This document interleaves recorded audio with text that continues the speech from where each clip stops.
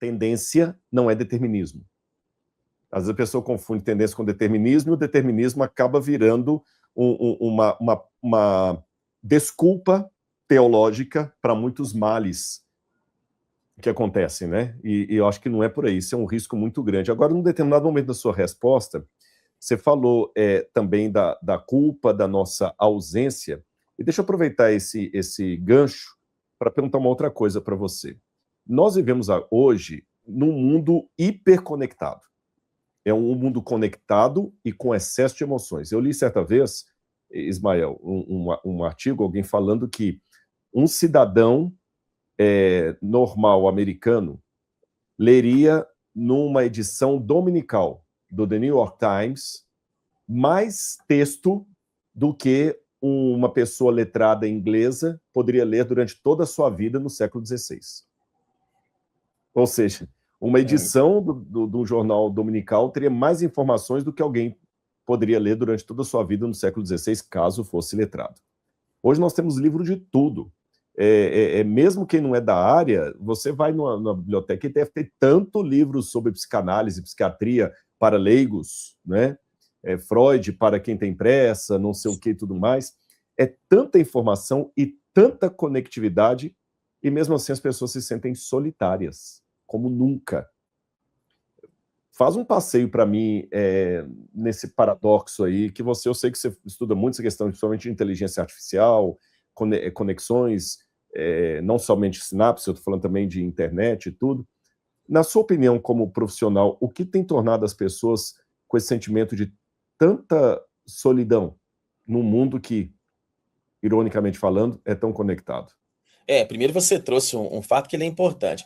Quem está nos assistindo, preste atenção. Você pegar os 10 livros talvez mais vendidos em autoajuda, desenvolvimento, uns 50% vão falar sobre felicidade, sobre bem-estar, sobre empoderamento humano, sobre autoconhecimento. E se você pegar esses livros, todos vão ter muita coisa boa, né? Então a gente não nega a importância da psicologia positiva. Como o Rodrigo disse, a gente não nega a importância da genética, a gente sabe que comportamentos, muitas vezes, eles são herdados, a gente sabe do poder da primeira e da segunda infância, ou seja, esses pontos eles são muito importantes. Mas é curioso que esse paradoxo do nosso tempo, nunca se falou tanto de felicidade, nunca se falou tanto de bem-estar, nunca, como você disse, teve tanta literatura acessível, mas nunca as pessoas foram tão infelizes, né? E isso tem, assim, várias explicações, mas tem uma muito simples. Quer ver uma coisa muito curiosa, como que a mente da gente funciona? Por exemplo, a gente nunca teve tanta insônia, né? A gente realmente hoje vive uma epidemia de insônia. E as pessoas não sabem que a gente começa a dormir no pôr do sol. A gente tem um sensor atrás do olho, que ele chama núcleo supraquiasmático, que ele é como se fosse um sensor que ele entende que assim, está escurecendo, e ali no pôr do sol ele já começa a dar uma ordem lá para a pineal, para aquelas regiões da produção da melatonina, para dizer para ela assim, olha, preste atenção, já está escurecendo, é hora de desacelerar um pouco. Então, o que o cérebro faz? Ele acorda de manhã, o pico dele de cortisol é de manhã, digamos assim, o modo prime dele de hormônios é de manhã, nós temos 30% a 40% mais chances de reter memórias de aprendizado entre 6 da manhã e 8 da manhã, ou entre 5 e meia a 8, depende do horário que as pessoas, do que, por exemplo, de noite. Quando chega à noite, eu sei que isso é a realidade difícil, o que a gente tem feito, né? A gente, então, um homem há 30 anos atrás, ele não tinha WhatsApp, ele não tinha e-mail, não tinha televisão, só se assistia televisão, né? Então, o que acontecia, por exemplo, com o médico, ou com o profissional, com o pedreiro, com quem quer que seja? Você chegava em casa, você saía do seu trabalho, seja um computador, já existia aqueles MS-DOS lá, as antigas, aqueles disquetes, né? Eu peguei aquilo. Então, você não tinha esse excesso de estímulo. O que acontece hoje? Nós, em vez de nós escurecermos a vida, a gente continua dando estímulo, a gente continua dando luz. O que os cientistas, por exemplo, estão mapeando? Que a gente está confundindo o núcleo supraquiasmático. Esse pico de melatonina ele vai acontecer mais ou menos 4 horas depois do pôr do sol. Se a gente começa a estimular esse núcleo supraquiasmático e deixar ele meio excitado e confuso, o que vai acontecer? O nosso pico de melatonina não vai acontecer. E aí a gente não dorme.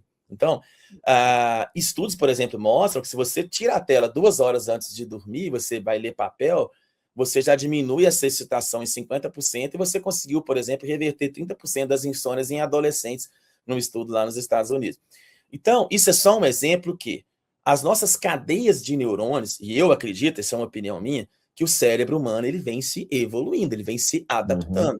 Né? Deus não criou uma coisa estática, né? Você me corrija se eu estiver errado. Não, Mas com certeza. Eu costumo brincar que se a gente entrasse numa máquina do tempo e fosse ao Jardim do Éden, a gente não ia encontrar lá leão, girafa, crocodilo, como a gente imagina, não. Ia encontrar matrizes de animais que só iriam se desenvolver muito tempo depois.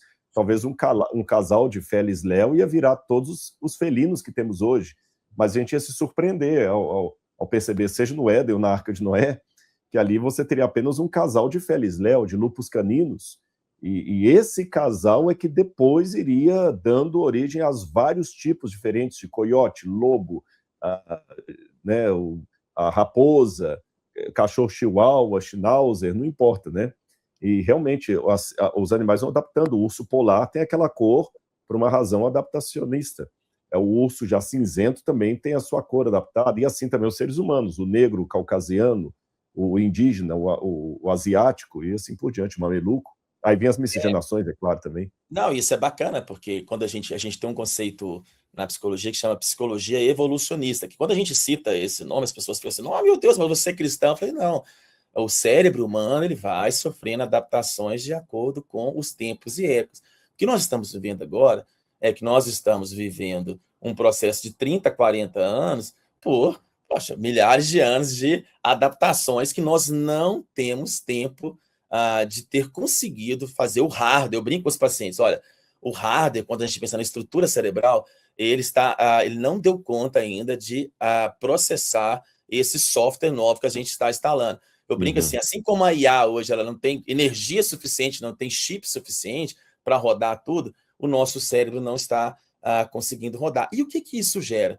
Isso gera desregulação de ritmo circadiano, isso gira desregulação hormonal. Você vê que a gente nunca teve tanto homem com baixa de testosterona, tanta mulher com menopausa precoce. Isso gira estresse de estruturas neuronais. O que a gente está vendo hoje, por exemplo, é que o comportamento de resposta das pessoas com rede social está tão curto, que é a questão do Reel de 15 segundos, do vídeo de 20 segundos, que as pessoas elas estão levando esse tipo de comportamento para a vida ali meio que real, e aí elas não estão conseguindo ter as gratificações, né, que elas são mais lentas, elas são mais, digamos assim, elas exigem um sustento maior de foco, de atenção no dia a dia. Então, isso está afetando o cérebro humano. Quer ver um exemplo também para quem está nos assistindo, muito claro, de 10 pessoas que chegam no consultório hoje da gente, que é psiquiatra, achando que tem TDAH, a gente sustenta o diagnóstico em 30%, 25%, 30%. Os outros 7, eles não têm um transtorno do desenvolvimento que vem da infância de desatenção. Eles estão com uma dificuldade de foco transitória, porque essas estruturas cerebrais, elas estão extremamente estimuladas.